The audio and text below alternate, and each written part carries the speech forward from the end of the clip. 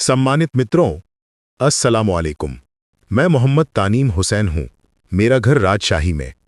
दोस्तों, मैं अपनी जीवन कथा शुरू करने से पहले आपको अपने परिवार के बारे में बता देना चाहता हूं। हमारे परिवार में हूं मैं, मेरे माता पिता, दादा दादी, चाचा फूफा सहित कई और सदस्य। राजशाही शहर से अनेक दूर एक प्रत्यंत गांव में हमारा बड़ा परिवार रहता है। हम एक उच्च वर्गीय परिवार हैं। मेरे पिता पेशे से व्यापारी हैं। शहर में उनके कई व्यापार संस्थान हैं। हालांकि मेरी माँ और परिवार के बाकी सदस्य गांव में रहते हैं, लेकिन पिता शहर में ही रहते हैं। मैं अपनी कहानी बिल्कुल बचपन से शुरू करना चाहता हूं। बहुत छोटी उम्र से ही मैं दूसरों की तुलना में कुछ अलग किस्म का बच्चा था। आमतौर पर इंसानों के दोनों हाथों में 10 उंगलियां होती हैं, लेकिन मेरे पास 12 थीं। दोनों हाथों में 6-6 उंगलियां। सिर्फ इतना ही नहीं, मेरे शरीर में एक और अजीब विशेषता थी। मेरे सिर के बीचों बीच एक छोटे बछड़े के सींग जैसा उभरा हुआ हिस्सा था। वो बहुत बड़ा नहीं था, लेकिन दिखने में असामान्य जरूर था। बचपन में मुझे इन बातों की समझ नहीं थी, लेकिन जैसे जैसे मैं बड़ा हुआ, दूसरे लड़के मुझे देखकर डरने लगे। स्कूल के बहुत से छात्र मेरे साथ बैठना नहीं चाहते थे, बात नहीं करना चाहते थे। कुछ तो मुझे जिन का बच्चा, भूत का बच्चा भी कहते थे। इसलिए मैं सबसे थोड़ा दूर दूर ही रहता था। इसी तरह समय गुजरता रहा। एक समय मुझे अपने जन्म को लेकर परिवार से एक भयानक सच पता चला। माता पिता की शादी के लगभग 10 साल बाद भी मां को संतान नहीं हो रही थी। पिता मां को अनेक कविराजों, डॉक्टरों, सबके पास ले जाते थे। बहुत इलाज जांच के बाद भी कोई बीमारी नहीं मिली। दोनों के शरीर में कोई समस्या नहीं है। समस्या ना होने के बावजूद संतान क्यों नहीं हो रही, ये कोई नहीं समझ पा रहा था। पिता मां से बहुत प्रेम करते थे। संतान हो या ना हो, वो मां को कभी नहीं छोड़ेंगे। इस फैसले पर अटल थे। हालांकि दादा दादी और रिश्तेदार पिता को दूसरी शादी करवाने के लिए दबाव डालते थे, लेकिन पिता नहीं माने। इसी तरह समय बीतता रहा। एक समय दादाजी मां को लेकर अजमेर शरीफ, भारत गए। वहां मजार के एक खादिम ने इस्लामी तरीके से जांच पड़ताल करके दादा को बताया कि उनके घर पोता आएगा, लेकिन इसके लिए एक काम करना होगा। एकदम एक ही रंग के, पूरी तरह काले, बिना किसी दाग वाले 7 बैलों या गायों की कुर्बानी करनी होगी और उनका मांस गरीब मिस्कीन लोगों को खिलाना होगा। सभी जानवरों का आकार प्रकार भी लगभग समान होना चाहिए। अगर यह काम सही तरह से किया जाए तो मां एक पुत्र को जन्म देंगी। यह घटना तब की है जब दादाजी मां को लेकर भारत से लौटे। अजमेर शरीफ के खादिम की बात उन्होंने पिता को बताई। दादा बोले, मैं भारत की मजार पर गया था। वहां खादिम ने कहा कि बिल्कुल एक जैसे रंग की, पूरी तरह काली गायों को कुर्बान कर गरीब मिस्कीनों को खिलाया जाए तो तुम्हारी पत्नी के घर में पुत्र जन्म लेगा। यह सुनकर पिता मानने को तैयार नहीं थे। उन्होंने कहा कि सिर्फ 7 गायों की कुर्बानी करने से कैसे संतान होगी, और 7 गायें बिल्कुल एक जैसा होना, यह बहुत खर्चीली और तर्कहीन बात है। लेकिन दादा फिर भी जोर देते रहे, यह करना ही होगा। हमने बहुत हकीम कविराज दिखाए, बहुत इलाज करवाए, लेकिन फल नहीं मिला। मेरा दिल कहता है कि यही काम करने से तुम्हारी पत्नी के घर में बच्चा होगा। इस बात को लेकर पिता और दादा में मेरे जन्म से भी बहुत पहले तीखी बहसें होती थीं। पिता साफ कहते थे कि वो ये काम नहीं करेंगे। अंत में दादा ने पिता की ना मानते हुए अपने अधिकार में ही जमीन बेच दी। बहुत जमीन बेचकर उन्होंने विभिन्न पशु बाजारों में घूम घूमकर एक जैसे रंग आकार की बिल्कुल काली गायें तलाशना शुरू किया। 3-4 बाजार घूमने के बाद एक एक करके गायें इकट्ठी की। कई महीनों की मेहनत के बाद दादा 7 पूरी तरह काली गायें जुटाने में सफल हुए। उसके बाद हजूर को बुलाकर गांव के प्रतिष्ठित लोगों की मौजूदगी में 7 गायों को एक साथ लिटाकर कुर्बानी की गई। 2 गायें इलाके के गरीब लोगों के लिए रखीं और बाकी 5 विभिन्न अनाथालयों और मदरसों में बांट दी गई। इस काम के कुछ महीनों बाद अल्लाह की अपार कृपा से मेरी मां गर्भवती हो गई। पहले एक कन्या संतान हुई, बीबी, और उसके कुछ समय बाद मैं पैदा हुआ, मां की कोख का वो प्रतीक्षित पुत्र। लेकिन मेरा जन्म एक अलग रूप में हुआ। मेरे दोनों हाथों में कुल 12 उंगलियां थीं, 6-6। पैरों की उंगलियां सामान्य थीं, लेकिन सबसे डरावनी बात थी मेरे सिर की। बालों के बीच एक बछड़े के छोटे सींग जैसा उभरा हुआ भाग मौजूद था। जैसे जैसे मैं बड़ा होता गया, वो सींग भी धीरे धीरे बड़ा होने लगा। स्कूल में दाखिला लेने के बाद परेशानी और बढ़ गई। प्राथमिक के बाद जब हाई स्कूल में पहुंचा तो लड़के मेरे सिर पर हाथ फेरकर उस सींग को ढूंढ लेते थे। वे मुझे गाय, तेरे सिर में सींग है कहकर चिढ़ाते थे। बहुत दुखद समय था वो। फिर भी मैं काफी मेधावी था। पढ़ाई में मन लगाकर मेहनत करता था। क्लास 5 में मुझे छात्रवृत्ति भी मिली। बाद में क्लास 6 में पहुंचा। सब लोग मेरे साथ बुरा व्यवहार करते थे। मेरे सिर के बालों के अंदर हाथ डालकर उस छोटे से सींग को पकड़कर खींचते थे। कोई फिर चुप होकर मजा लेता था। सभी मुझे गाय कहकर बुलाते थे। तब मैं क्लास 6 से 7th में गया था। 7th में जाने के बाद देखा यह अपमान तो और भी बढ़ गया।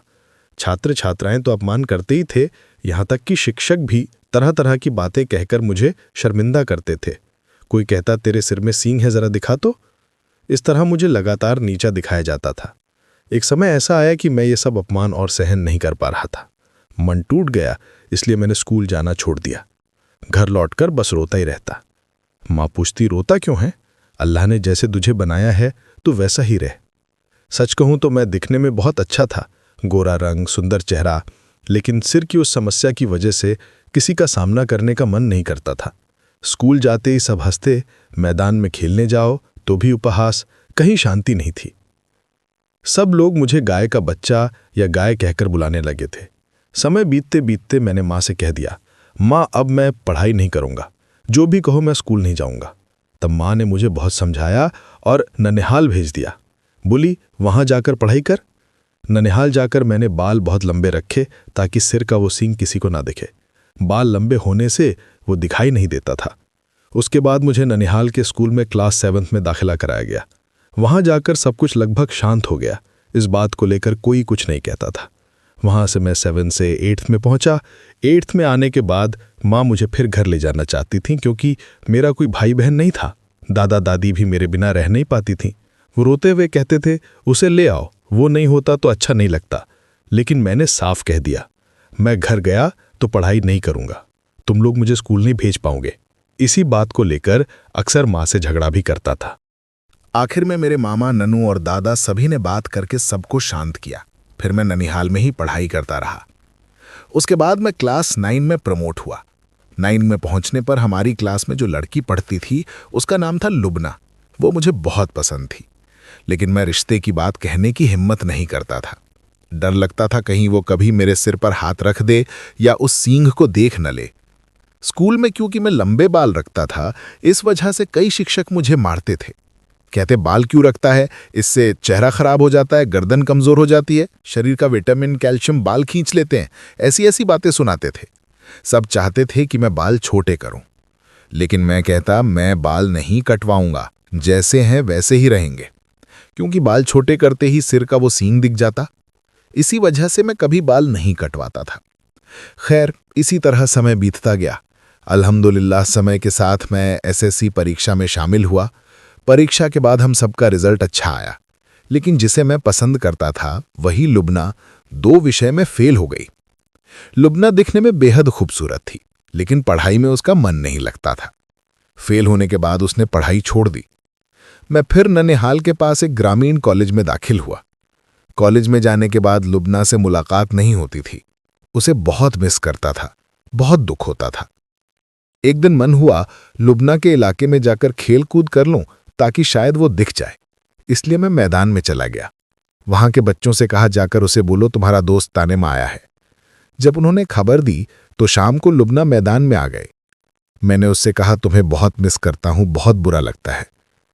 इस तरह उसे समझाया कि मैं उसे पसंद करता हूं। लुबना बोली मैं फिर से परीक्षा दूंगी। मैंने कहा ठीक है देना, लेकिन जान लो मैं तुम्हें बहुत चाहता हूं। इस तरह धीरे धीरे हमारे बीच एक रिश्ता बन गया। मैं कभी कभी ननिहाल से लुबना के घर भी जाता, उससे मिलता। उस समय मोबाइल फोन ज्यादा नहीं थे, ज्यादातर रिश्ते चिट्ठियों पर चलते थे। लुबना के घर के एक लड़के के हाथों हम चिट्ठियां अदला बदली करते थे, वो हमारा डाक फ्यूजन था। इस तरह लगभग 1 साल हमारा रिश्ता चला। साल भर में मैंने कई बार लुबना से मुलाकात की। वो मुझे अपने घर भी ले जाती और परिवार से परिचय कराती। ये मेरा दोस्त है, हमने साथ में एसएससी परीक्षा दी थी। लेकिन रिश्ते के 1 साल बाद जब लुबना फिर से परीक्षा की तैयारी कर रही थी, अचानक उसके घरवाले उसकी शादी की तैयारी में लग गए। घर में बातचीत शुरू हो गई, लुबना की शादी कर दी जाएगी। और मैं तब इंटर फर्स्ट ईयर में था। स्वाभाविक रूप से ये बात मैं बर्दाश्त नहीं कर पा रहा था, बहुत दुख हो रहा था। मैंने अपने बड़े मामा को ये बात बताई। मामा तब ऑनर्स में पढ़ रहा था। मैंने कहा तो उसने कहा तू उसे भगा ले जा, पलायन करके ले जा। मामा की ये बात सुनकर मैंने लुबना को भागने का प्रस्ताव दिया, लेकिन लुबना राजी नहीं हुई। उसने कहा मैं क्यों भागूं, तुम्हारा परिवार है, मेरा भी है। तुम अपने परिवार से कहो, परिवार राजी होगा तो हम शादी कर लेंगे। भागने का सवाल ही नहीं उठता। उसकी बात सुनकर मैं चुप हो गया।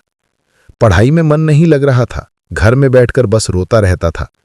मेरे मामा ने ये बात नन्नू को बताई। नन्नू ने माँ को बताया। माँ ने मुझे घर बुला लिया। घर जाकर माँ ने पूछा, ये बात कितनी सच है? मैंने सब सच बता दिया। माँ, मैं उसे पसंद करता हूँ। हमने साथ में एसएससी परीक्षा दी थी। वो अब एक विषय में फिर से परीक्षा देगी, लेकिन अगर उसकी शादी हो गई तो मैं ये सहन नहीं कर पाऊंगा। मैं उसी से शादी करना चाहता हूं। माँ बोली, क्या तेरा अभी शादी की उम्र हुआ है? तू तो बस इंटर फर्स्ट ईयर में पढ़ता है।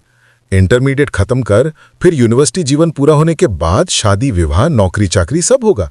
अभी क्यों शादी करेगा? तेरी उम्र ही कितनी है? इतनी कम उम्र में कैसी शादी? तब मैंने माँ से कहा, माँ, मैं शादी करूंगा, नहीं तो पढ़ाई नहीं करूंगा। मतलब थोड़ी बहुत पागलपन की तरह जिद शुरू कर दी। माँ ने फिर ये बात मेरे नाना भाई और दादा भाई से चर्चा की। अब्बू को माँ आमतौर पर ऐसी बातें बताती नहीं थी, क्योंकि अब्बू थोड़ा गुस्सैल, जरा जरा बात पर गुस्सा हो जाते हैं, इसीलिए उसे तब नहीं बताया। नाना भाई और दादा भाई को बताने पर दादा बोले, ठीक है, मैं लड़की के घर वालों से बात करता हूं। दादा फिर लड़की के घर वालों से मिले और लड़की को भी देख कर आए। लड़की देखकर दादा को बहुत पसंद आई। आकर माँ से बोले, लड़की देखने सुनने में बहुत अच्छी है, हर तरफ से मुझे बहुत पसंद आई। मेरा नाती अगर इसी लड़की से शादी करे तो मैं बहुत खुश रहूंगा। एक तरह से दादा तुरंत राजी हो गए। दादा के राजी होने के बाद दादी ने अब्बू को बात बताई। अब्बू तुरंत गुस्से से फट पड़े। ये क्या बात हुई? वो अभी इंटरमीडिएट में है, इतनी छोटी उम्र में क्यों शादी करेगा? तब दादी बोली, लड़का भी पढ़ाई करेगा, लड़की भी पढ़ाई करेगी। हमारे तो एक ही नाती है, वंश में लोग चाहिए, तो शादी कर देने में दिक्कत क्या? दादी की बात सुनकर अब्बू का गुस्सा थोड़ा कम हो गया। फिर पारिवारिक रूप से मेरी शादी तय हो गई। लेकिन शादी तय हो जाने के बाद भी मेरे अंदर डर बना रहा, अगर वे मेरे सिर की वो चीज देख लें तो। खैर, शादी की बातचीत लगभग फाइनल हो गई। शुक्रवार को शादी थी। उसके एक दिन पहले गुरुवार की सुबह अचानक लुबना की दादी और पड़ोस की एक और दादी हमारे घर आकर बोली, आपके बेटे को बुलाइए, थोड़ी बात है। अब्बू घर पर थे, मुझे बुलाया गया। वे मुझे एक कमरे में ले गए, दरवाजा बंद कर दिया। लाइट जलाकर मेरे सिर के उस हिस्से को देखना चाहा, मैं दिखा नहीं रहा था। बोला, मैं क्यों दिखाऊं? वो बहुत जोर दे रही थी, देखते हैं तुम्हारे सिर में क्या है। मैं राजी नहीं हुआ। ये मेरी जिंदगी का सबसे बड़ा दुख था, मैं इसे किसी को नहीं दिखाता। वो जबरदस्ती करने लगी। आखिरकार मैं दरवाजा खोलकर बाहर निकल आया। उसके बाद लुबना की दादी अब्बू से बोली, कल शादी है, आज मेरे साथ घर चलना होगा। अब्बू नहीं जाना चाहते थे, इसीलिए दादी गईं। वहां जाकर सबने दादी को घेर लिया। आपके नाती के सिर में क्या है? उसके हाथ में 12 उंगलियां, ये तो मान लिया, लेकिन सिर में सींग है, ये कितना सच? दादी ने सोचा, शादी के बाद तो सबको पता चल ही जाएगा, अब छुपाने का फायदा नहीं। इसलिए दादी ने कह दिया, हाँ, उसके सिर में ऐसी एक चीज है। उसके माता पिता की शादी के 10 साल तक बच्चा नहीं हुआ था, इसलिए अजमेर जाकर एक पीर साहब के कहने पर कुछ किया गया था, उसी वजह से उसके सिर में ये चीज हुई। ये सुनते ही लुबना की दादी बोली, नहीं, हम अपनी नातिन की शादी ऐसे लड़के से नहीं देंगे। पल भर में फैसला बदल दिया गया। लुबना के बाकी घरवाले भी सपोर्ट में खड़े हो गए। कहने लगे, हम लोग झूठ बोले, धोखा दिया, केस भी कर देंगे, और किसी भी हालत में लुबना की शादी मुझे नहीं देंगे। साफ साफ कह दिया, नहीं देंगे, किसी हालत में नहीं देंगे। दादी उदास होकर घर लौट आईं। रात को आकर सबको सब बात बताई कि अब वे लोग अपनी बेटी मुझे किसी हालत में नहीं देंगे। भाई, उस समय मेरे मन की हालत ऐसी थी कि जैसे मर जाऊं। मन में लग रहा था, अल्लाह मुझे क्यों जिंदा रख रहा है, मुझे ही इतना दर्द क्यों दे रहा है, मैं ऐसी चीज लेकर दुनिया में क्यों पैदा हुआ, इतना कष्ट क्यों, मैं क्यों नहीं मर जा रहा। मैं जोर जोर से रोता रहता, चिल्ला कर कहता, अल्लाह मुझे मौत दे दो, मैं अब नहीं सह सकता, मुझसे नहीं होता। रोते रोते रात कट गई। अगले दिन शुक्रवार की सुबह हमारा पूरा परिवार लुबना के घर गया समझाने, ऐसा मत कीजिए, शादी कर दीजिए। लेकिन वे किसी हालत में राजी नहीं हुए, उल्टा हमारे परिवार के खिलाफ केस की धमकी देने लगे, और इस तरह लुबना से मेरी शादी नहीं हुई। अगले ही दिन उन्होंने लुबना की शादी कहीं और कर दी। लुबना की शादी उसके खलातो भाई से करा दी गई। जिस शुक्रवार को मेरी और लुबना की शादी होनी थी, उस शुक्रवार को छोड़कर अगले ही दिन शनिवार वो किसी और को ब्याह दी गई। लुबना की शादी होने के बाद मैं पूरी तरह मानसिक रूप से टूट गया। घर में बैठा रहता, बहुत रोता, खाना पीना छोड़ दिया, सोता नहीं, पढ़ाई भी छोड़ दी। मेरी हालत वाकई बहुत खराब थी। मेरे अब्बू अम्मा फिर मुझे कहीं और शादी कराने की कोशिश करने लगे। विभिन्न जगह मुझे लड़की दिखाने ले जाते। शादी कर ले, सब भूल जाएगा। अब्बू मुझे समझाते, इस दुनिया में प्रेम वेम जैसी कोई चीज़ नहीं, सब धोखा है। तेरे जैसा लड़का है, हम तुझे और अच्छी लड़की से शादी करवाएंगे। लेकिन मैं अब्बू की एक भी बात का जवाब नहीं देता। उदास रहता, रोता रहता। वे जितनी भी लड़कियां दिखाएं, मैं राजी नहीं होता। मैं कहता, मेरी किस्मत खराब है, मैं अब किसी के साथ जुड़ना नहीं चाहता, शादी नहीं करूंगा। इस तरह बहुत दिन बीत गए। उधर लुबना के नए घर में भी शांति नहीं थी। उसकी अपने खलातो भाई से भी समस्या थी। लुबना सिर्फ 3 महीने ही उस घर में रह सकी। 3 महीने बाद उसका परिवार उसे वापस घर ले आया। लुबना के लौट आने के बाद मैंने उसके परिवार से एक ही बात कही, अगर मुझे शादी करनी है तो मैं सिर्फ लुबना से ही शादी करूंगा, किसी और से नहीं। मैं उसे प्यार करता हूं, चाहे उसकी शादी हुई हो या ना हुई हो, मैं उसी से शादी करूंगा। लुबना का घर टूटने के बाद मेरे माता पिता फिर से ससुराल वालों की तरह लुबना के घर वालों से संपर्क में गए। वे बोले, ठीक है, शादी देंगे, लेकिन एक शर्त है, आप अपने बेटे को साथ लाए, उसके सिर की उस चीज को हम सब देखेंगे, अगर हमें ठीक लगे तो शादी देंगे। मेरा परिवार राजी नहीं था, लेकिन मेरी वजह से वे मुझे दोबारा लेकर लुबना के घर गए। वहां लुबना के दादा दादी और सबने मिलकर मेरा सिर देखा, सिर के अंदर का वो सींग देखा। वे लोग मेरे सिर के अंदर उस जगह को हाथ से हटाकर देखने लगे, फिर बोले, अच्छा ये काला है, लेकिन दबाकर देखते हैं, कोई परेशानी नहीं है, ये कोई बहुत बड़ी चीज नहीं है, इससे शादी विवाह में कोई दिक्कत नहीं होगी। सब कुछ देखने के बाद वे फिर से राजी हो गए। इसके बाद पारिवारिक रूप से मेरी और लुबना की शादी हुई। शादी तो हो गई, लेकिन जैसा मन टूटने के बाद होता है वैसा ही हुआ। लुबना के अंदर मेरे प्रति पहले जैसा प्यार वापस नहीं आया। जिस तरह पहले वो मुझे प्यार करती थी, जो अपनापन था, वो भावना फिर कभी जागी ही नहीं। वो मेरे साथ एक दूरी बनाए रखती थी, जैसे हमारे बीच कोई अदृश्य दीवार खड़ी हो। ऐसे ही करते करते हम लगभग 1-2 साल साथ रहे। मैं उस समय राजशाही में ही अपने पिता के साथ रहता था, उनके व्यवसाय की देखभाल करता था। ज्यादातर समय वहीं बीतता, और जब भी मैं वापस लुबना के पास जाता, हमारे बीच पहले जैसी मोहब्बत कभी नहीं हो पाती थी। 1 दिन 2 दिन नहीं, पूरे 3 साल हमारा वैवाहिक जीवन इसी तरह चलता रहा। इन 3 सालों में लुबना की कोख में एक बार भी संतान नहीं आई। इससे मेरी माँ बहुत दुखी रहती, कभी कभी रो भी पड़ती। माँ सोचती, मेरे पोते पोतियां क्यों नहीं हो रहे। असल में मेरे पिता के साथ भी यही समस्या थी। शादी के बाद कई साल तक संतान नहीं हुई। अब मेरी भी शादी के बाद संतान नहीं हो रही थी। ऐसे ही करते करते 5 साल गुजर गए। इन 5 सालों में मेरी माँ ने डॉक्टर, कविराज, मौलवी किसी को नहीं छोड़ा। यहां तक कि मेरी पत्नी को लेकर अजमेर शरीफ तक गई, ठीक उसी तरह जैसे मेरे जन्म से पहले मेरे माता पिता को ले जाया गया था। लेकिन वहां भी किसी ने कुछ नहीं कहा, कोई उपाय नहीं बताया। जैसे कभी मेरे दादा को कहा गया था कि एक ही रंग की 7 गायों की कुर्बानी दोगे तो बेटा होगा। इस बार मेरी पत्नी के बारे में किसी ने भी वैसी कोई बात नहीं कही। इसलिए माँ और भी टूटने लगी। माँ रोते रोते कहती, क्या होगा, कैसे होगा, मेरे बेटे की घर गृहस्थी में संतान क्यों नहीं आ रही। मेरी हालत भी खराब, न संतान न घर बढ़ रहा, और ऊपर से मुझे दूसरी शादी कराने की बात उठ रही थी। लेकिन मैं किसी भी बात के लिए तैयार नहीं था। इसी तरह 5 साल बीत जाने के बाद एक दिन माँ ने सलेहा खातून नाम की एक औरत के बारे में सुना। लोग कहते थे वो बहुत बड़ी तांत्रिक चिकित्सक है, जो संतानहीन दंपतियों को जिन्नों की मदद से संतान दिलाती है। माँ ने ये बात सच मान ली, क्योंकि मेरा जन्म भी तो कविराज, हकीम, मज़ार, अजमेर शरीफ जैसी बातों के बाद ही हुआ था। माँ ने सोचा, अगर इन बातों में सच्चाई न होती तो मेरा बेटा पैदा ही न होता।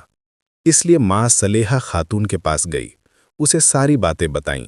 सलेहा खातून बोली, लड़का लड़की दोनों को लेकर आओ, देखकर बताऊंगी कि समस्या क्या है। एक दिन तय किया गया। जब उस दिन माँ मुझे ले जाने लगी तो मैं जाने को तैयार नहीं था। मैंने कहा, मैं नहीं जाऊंगा, लेकिन माँ जबरदस्ती मुझे ले गई। वहां जाकर देखा, वो औरत मेरी पत्नी को देख ही नहीं रही, वो सिर्फ मुझे देख रही थी, मेरे हाथ, मेरा सिर, मेरे शरीर के अलग अलग हिस्से। फिर उसने मेरी माँ से कहा, तेरे बच्चे की कभी भी संतान नहीं होगी, तेरे बेटे से किसी भी औरत के गर्भ में बच्चा नहीं आएगा, तेरा बेटा चाहे जितनी शादी कर ले, किसी भी पत्नी से संतान पैदा नहीं होगी। माँ हैरान होकर बोली, ये क्या कह रही हो? मेरा बेटा भी तो इंसान है, वो किसी इंसान औरत से शादी करेगा तो संतान क्यों नहीं होगी? माँ ने तब सलेहा खातून से कहा, आपने कहा था कि मेरे बेटे की संतान नहीं होगी क्योंकि वो सामान्य इंसान नहीं है, सामान्य लोगों के जो लक्षण होते हैं उसके अंदर वे नहीं है, इसलिए क्या उसे किसी अलग तरह की लड़की से शादी करनी होगी और आप ही वो लड़की ढूंढ कर देंगी? उस औरत ने कहा, तेरा बेटा कोई साधारण इंसान नहीं है, उसके अंदर सामान्य इंसान की निशानियां नहीं है, इसलिए अगर वो किसी भी आम लड़की से शादी करेगा तो कभी संतान नहीं होगी। उसे एक अलग प्रकृति की लड़की से शादी करानी होगी, वह लड़की मैं ढूंढ दूंगी। माँ ने उसी समय उसकी सारी बातें मान ली। कुछ दिनों बाद माँ फिर उस औरत के पास जाती। आपने कहा था कि एक ऐसी लड़की ढूंढेंगी जिससे शादी करने पर बच्चा होगा, देख क्यों आई रही हैं?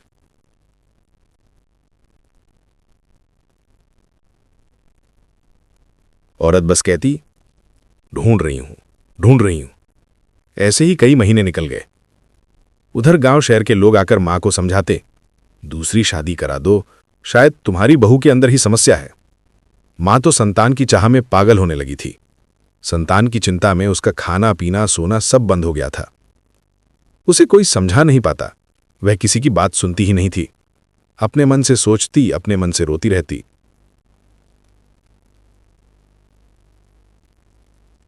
आखिर मां ने तय कर लिया मेरी दूसरी शादी करवाएगी। इसी तरह गांव की नाजमा नाम की एक लड़की तय हुई। लड़की दिखने में अच्छी, मदरसे से आलिम पास, सब मिलाकर अच्छा परिवार। लुबना के परिवार ने भी कहा कि हमारी बेटी की तो एक शादी हो चुकी, लड़का दूसरी शादी करे तो हमें आपत्ति नहीं है। लुबना बहुत रोई, लेकिन हालात के आगे वह भी हार गई और मान गई। इस तरह मेरी और नाजमा की शादी हो गई। नाजमा के साथ मैंने लगभग 1 साल गृहस्थी चलाई, लेकिन उसकी कोख में भी बच्चा नहीं आया। मां फिर सलेहा खातून के पास जाने लगी, क्या हुआ, बच्चा क्यों नहीं हुआ? मां पूरी तरह मानसिक रूप से टूट चुकी थी। उसके मन में बस एक ही बात, मेरे बेटे की संतान चाहिए, मेरे पोते चाहिए। दोनों बीवियों लुबना और नाजमा के साथ घर चलाते चलाते मैं भी भीतर ही भीतर टूटने लगा। मां हर पल गाली देती, बुरा व्यवहार करती, बच्चा क्यों नहीं हो रहा, क्यों? इन्हीं बातों को सुनते सुनते मैं लगभग डिप्रेशन में चला गया। फिर एक दिन अचानक मां सलेहा खातून के घर से लौटकर अजीब तरह से चुप हो गई। न किसी से बात, न किसी से झगड़ा, एकदम दूसरी इंसान बन गई। मैं हैरान होकर सोचने लगा, मां इतनी शांत क्यों है, क्या हुआ? तभी मां ने कहा, तू नाजमा को छोड़ दे, उस लड़की से कुछ नहीं होगा, 4 लाख रुपए कबीन मैं दे दूंगी, तू उसे तलाक दे दे। आखिर मां ने नीचे से 4 लाख रुपए निकालकर मुझे नाजमा से तलाक दिलवा दिया। फिर मां बोली, अब लुबना को भी छोड़ दे, लुबना से भी बच्चा नहीं होगा, उसे रखकर क्या करेगा? मैंने कहा, नहीं, लुबना को मैं नहीं छोड़ूंगा, मैं उससे प्यार करता हूं, उसे नहीं छोड़ूंगा। मां जितना दबाव देती मैं उतना ही साफ इनकार करता। तभी मां ने ऐसा कुछ कहा कि मेरे पैरों तले जमीन ही खिसक गई, जैसे मैं दुनिया में ही नहीं रहा।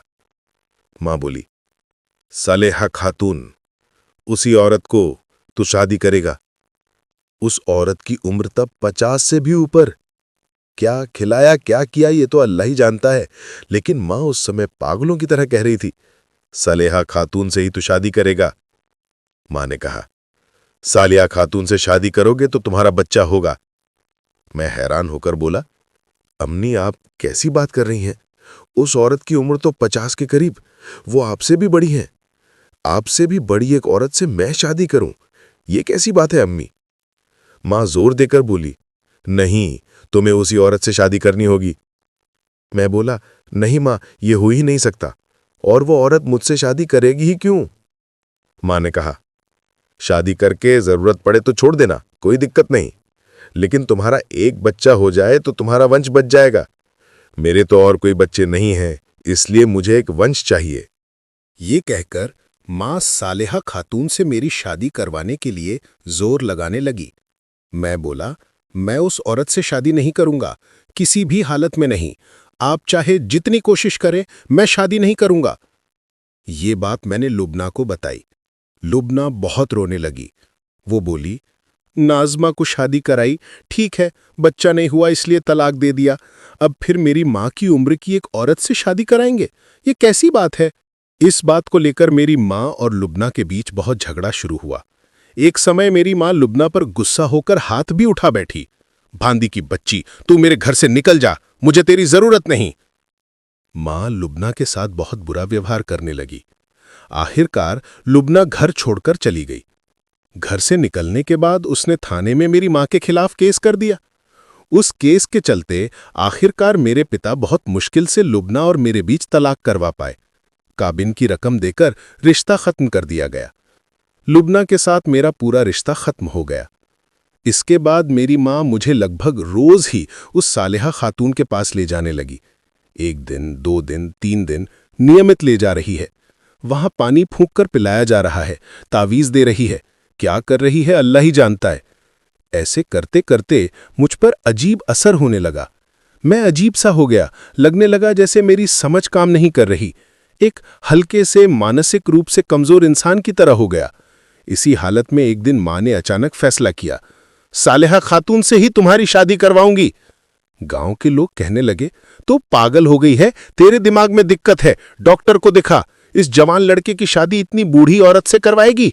मां कहती, मुझे बच्चा चाहिए, मुझे पोता चाहिए, किसी और लड़की से बच्चा नहीं होगा, सालेहा खातून से शादी करोगे तभी बच्चा आएगा, इसीलिए मैं उसी से शादी करवाऊंगी। क्योंकि माँ को विश्वास हो गया था, जैसे हजूर की बात के मुताबिक मेरा जन्म हुआ, वैसे ही सालेहा खातून की बात भी सच होगी। उसका मतलब मेरे बच्चे उसी सालेहा खातून के पेट से पैदा होंगे और माँ का वंश बचेगा। माँ वंश बचाने के लिए पागलों जैसा व्यवहार करने लगी। कहती, सालेहा खातून से ही शादी करनी है, करनी है, करनी है, और कोई बात नहीं, वही तुझे शादी करेगी। मेरे दादा दादी दोनों गुजर चुके थे। घर में किसी की बात माँ नहीं सुनती थीं। पिता बहुत विरोध करते कि एक जवान लड़के की शादी इतनी उम्र दराज औरत से कैसे करा सकती है, लेकिन माँ ने पिता की भी बात नहीं सुनी। आखिर हालत ऐसी हो गई कि माँ बिना शादी करवाए ही सालेहा खातून को हमारे घर ले आई, उसे घर में बैठा दिया। वो औरत वहीं घर में बैठकर मरीज देखने लगी, तावीज़ मान्नत दे रही हैं, लोग आ रहे हैं, सब चल रहा है। हमारे घर में उस समय सिर्फ मैं और मेरी अम्मी रहते थे। अब्बू राजशाही शहर में रहते थे, गांव में बहुत कम आते, कभी कभार आते, लोगों से मिलते जुलते, फिर वापस चले जाते। गांव में रहना मतलब मैं और मेरी माँ ही रहते थे। इसी समय से माँ सालेहा खातून को घर में लाने लगीं। मुझे क्या खिलाया जा रहा है, क्या करवाया जा रहा है, मुझे कुछ भी समझ नहीं आता था। आखिर एक समय आ गया जब माँ ने जबरदस्ती मेरी शादी सालेहा खातून से करवा दी।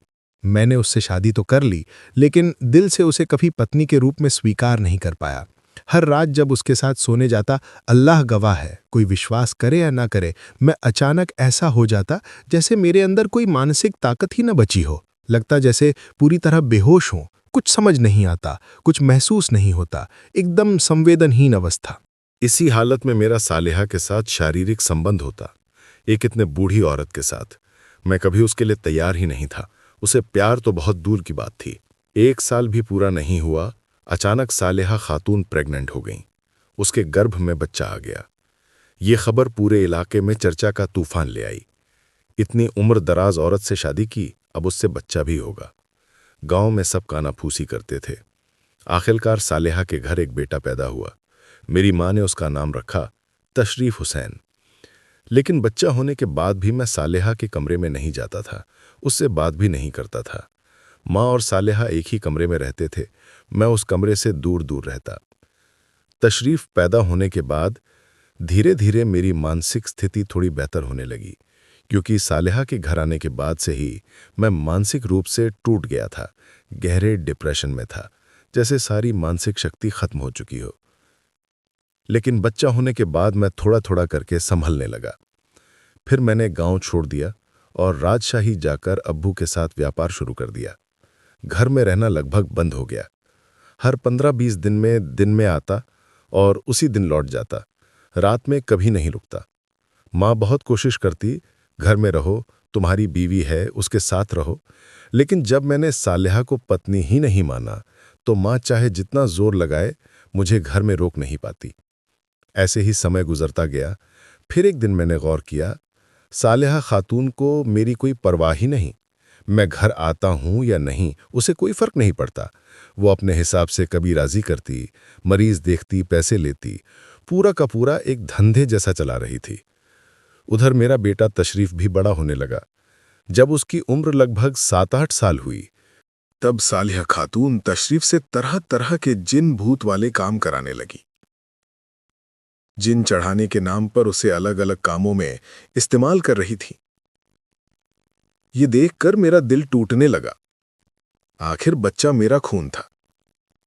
मैंने अपनी मां से कहा, मां, ये कैसी बात है? क्या मेरे पास पैसे की कमी है कि मेरे बच्चे से ऐसे काम कराए जाएंगे? इसी तरह मैंने अपनी अम्मी को समझाया। अम्मी उस समय पूरी तरह सालेहा खातून के कहने पर चलने लगी थी। वो औरत जो कहती, अम्मी वही करती। सालेहा उठने को कहे तो उठती, बैठने को कहे तो बैठ जाती। जरा भी उसकी बात के बाहर नहीं जाती थी।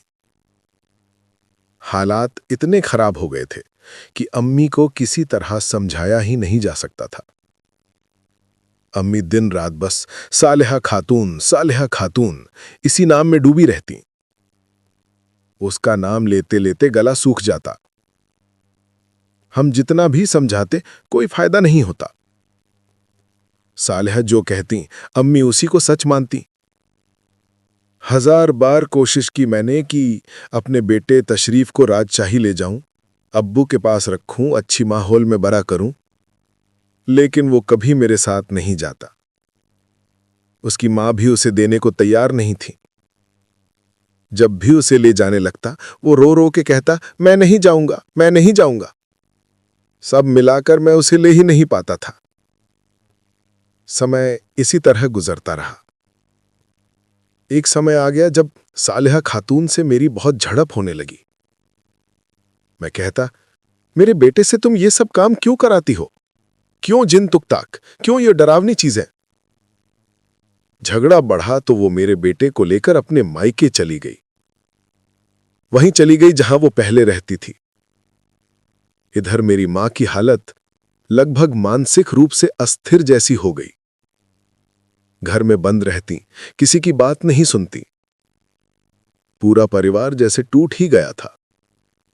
अपनी आंखों से न देखने वाला कोई नहीं मान सकेगा कि हम किस हालत में थे। सालेहा खातून तशरीफ को ले जाकर फिर वही सब काम कराने लगी। जिनका काम, तुकताक, मरीज देखना, सब कुछ चलता रहा। मैं उस समय राजशाही में अब्बू के साथ व्यापार कर रहा था। अचानक एक रात करीब 11 बजे खबर आई, तुम्हारा बेटा तशरीफ मर गया। खबर सुनते ही मैं भागकर घर पहुंचा। घर जाकर देखा अम्मी की हालत भी बहुत खराब थी। उन्हें साथ लेकर तुरंत सालेहा खातून के घर गया। वहां जाकर देखा मेरे बच्चे की लाश पड़ी है। सब लोग रो रहे थे, हर आंख में आंसू। लेकिन सालेहा खातून की आंखों में एक बूंद भी आंसू नहीं।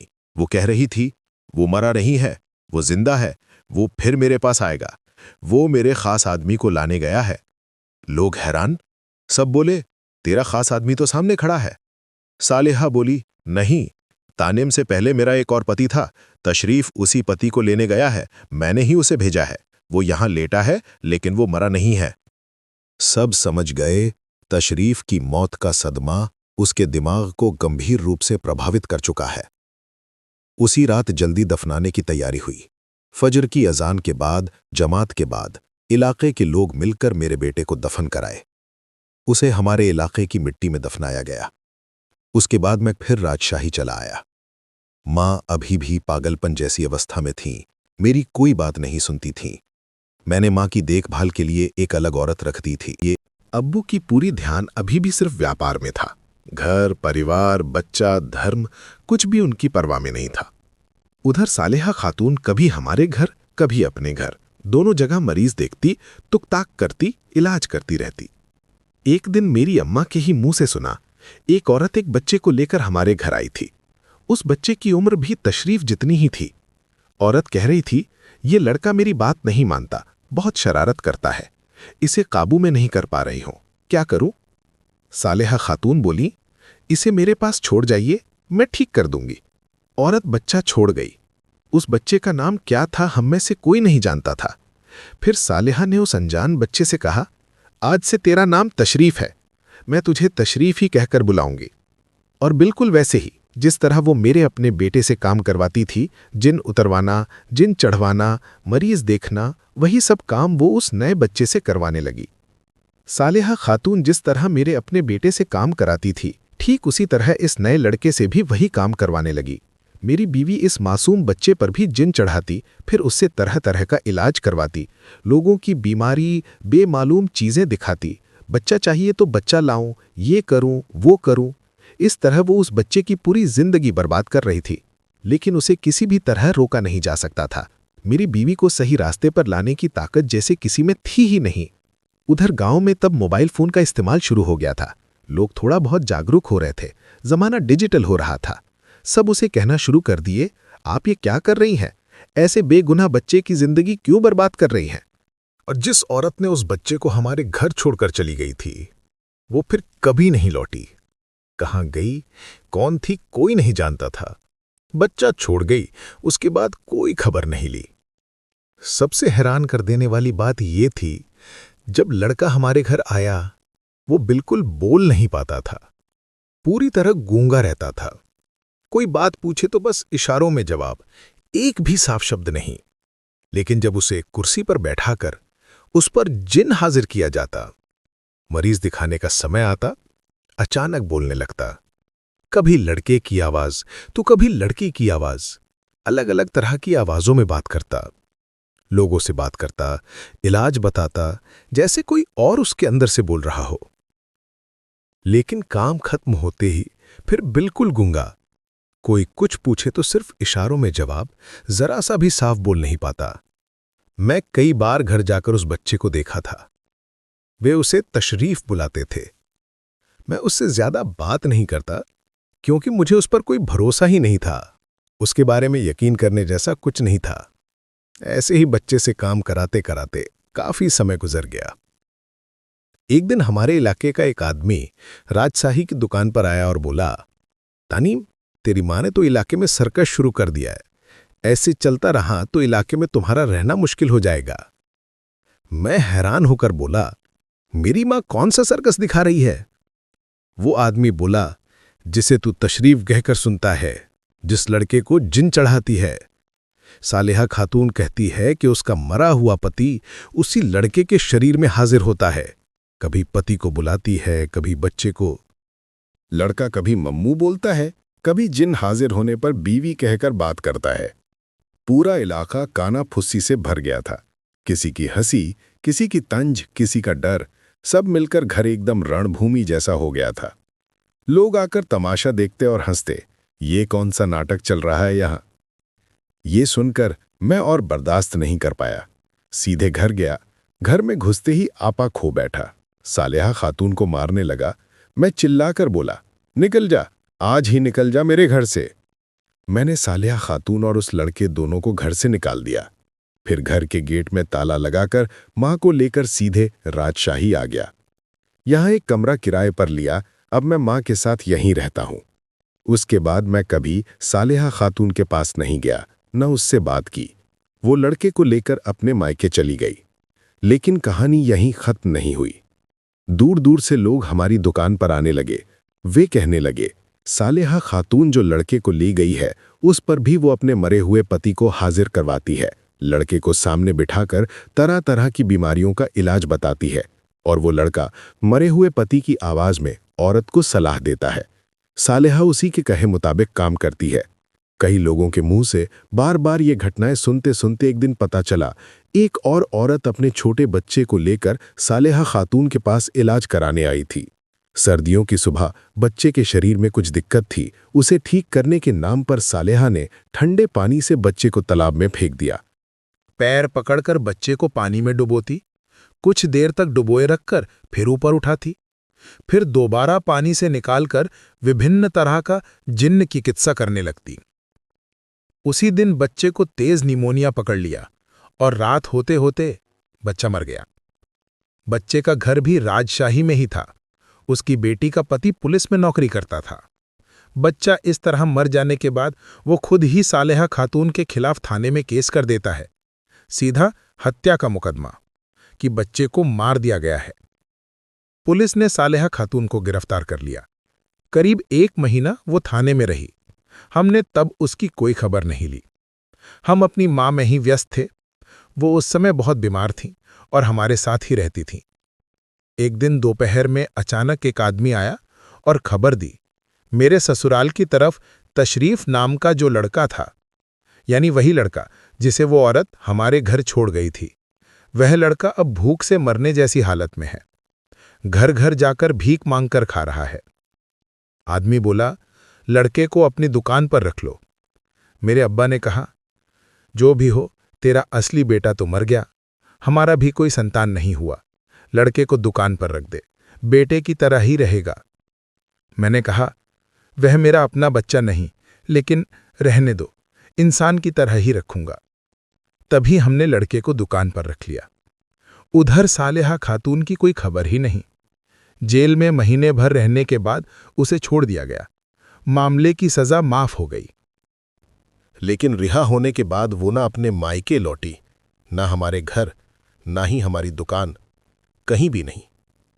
कहाँ जाकर ओझाई कर रही है या पागल होकर कहीं खो गई, कोई नहीं जानता। फिर मैंने पूरा ध्यान उस लड़के पर दे दिया, तशरीफ हुसैन। लड़का पूरी तरह गूंगा था, बिल्कुल नीरव, एक शब्द भी नहीं बोल सकता था। लेकिन हमारी दुकान में आने के बाद वो बहुत शांत, विनम्र, ईमानदार तरीके से रहने लगा। मेरे अब्बा ने तब कहा, तू शादी कर, घर गृहस्थी बसाए, तेरी मां तो अब पूरी तरह मानसिक रूप से अस्थिर सी हो गई है। फिर मेरी शादी हुई, लेकिन कोई संतान नहीं हुई। एक और शादी की, उसमें भी संतान नहीं हुई। इधर तशरीफ धीरे धीरे बड़ा होता गया। मैंने उसे पढ़ाया लिखाया नहीं, लेकिन फिर भी लड़का बहुत शांत, सभ्य रहा। दुकान संभालता, कैश पर बैठता, मेरे साथ बहुत आदर और प्यार से रहता। इसी तरह आज तशरीफ की उम्र लगभग 16-17 साल हो गई है। काफी बड़ा हो चुका है। इसके बाद भी मैंने शादी की, लेकिन मेरी कोई संतान नहीं हुई। मेरी एक पत्नी है, पर हमारे कोई बच्चे नहीं हैं। और तशरीफ को अब मैं उसी लड़के को अपना ही बेटा कहता हूं। वो आज भी हमारे साथ ही है। उसकी उम्र अब लगभग 16-17 साल होगी। हमारे साथ ही रहता है। लेकिन भाई, मेरा सवाल है, 2 सवाल, जिनका जवाब मैं आज तक नहीं पा सका। मैं बड़े बड़े हजूरों के पास गया, ओझा कबीराजों के पास गया, फिर भी इन 2 बातों का जवाब नहीं मिला। पहला सवाल, अल्लाह ने मेरे सिर पर इस तरह सींग क्यों दिया, और क्यों 7 काली गायों की कुर्बानी के बाद मैं इस दुनिया में आया। दूसरा सवाल, जिस लड़के को हम आज तशरीफ कहकर बुलाते हैं, वो तो मेरा अपना बेटा नहीं। मेरा बेटा मर जाने के बाद एक औरत उसे देकर गई थी। तब वो लड़का थोड़ा बहुत चल सकता था, बस उसी उम्र का था। मेरे तशरीफ जिस उम्र में मरा था, ठीक उसी उम्र का एक बच्चा वो औरत हमारे घर छोड़ गई। वो औरत कौन थी मैं आज तक नहीं जान सका। मैंने बहुत कोशिश की पता लगाने की, लेकिन खबर नहीं मिली, क्योंकि कबीराज के पास तो तरह तरह की जगहों से लोग आते हैं। किसका घर कहाँ है ये तो पता चलता नहीं। वो औरत कहाँ से आई, बच्चे को छोड़कर चली गई और कभी खबर लेने भी नहीं आई। इसलिए वो औरत कौन थी ये आज भी एक रहस्य है। एक और बात, मेरा ये लड़का गूंगा है, तशरीफ बोल नहीं सकता, लेकिन सबके मुंह से सुनता हूं, नानू के घर में यानी सालेहा खातून के मायके में जब उसके ऊपर जिन हाजिर किया जाता था, तब वो लगातार धारा प्रवाह बोलता था। सबसे हैरान करने वाली बात, सालेहा खातून के पहले पति की मौत के बाद कहते हैं वही पहला पति तशरीफ पर हाजिर होता था, और तब तशरीफ बूढ़े आदमी की तरह सालेहा खातून से बात करता था। ये सब बातें मेरे दिमाग में नहीं समाती, कुछ भी समझ नहीं पाता। अब बेशक मैं ठीक हूं, वो हमारे साथ है, बहुत अच्छे से है। मैं उसे बड़ा कर रहा हूं। इंशाअल्लाह उसे मैं शादी ब्याह दूंगा, दुनिया में उसे अपना ही बेटा बताकर परिचित कराऊंगा।